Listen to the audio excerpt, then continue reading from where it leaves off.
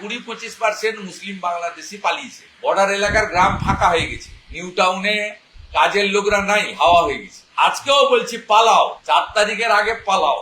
4 তারিখে form distribution হওয়ার পরে ফর্ম যখন রিটার্ন আসবে, যে ফর্মগুলো রিটার্ন আসবে না বাংলাদেশি মুসলিম, তাদেরকে তো বিএসএফ রিপোর্ট করবে, তারা তো অনুপ্রবেশকারী, অতএব পালিয়ে যান। হিন্দুদের কিচ্ছু চিন্তা করতে হবে, সিএএ তে অ্যাপ্লাই করুন, বাকিটা আমরা বুঝে নেব। প্রত্যেকটা জেনুইন ভোটারকে প্রোটেকশন দেবো, সে ভারতীয়, যারা হিন্দু হতে পারে, মুসলিম হতে পারে, আর বাংলাদেশ থেকে আসা হিন্দু শরণার্থীদের ফুল প্রোটেকশন দেবো।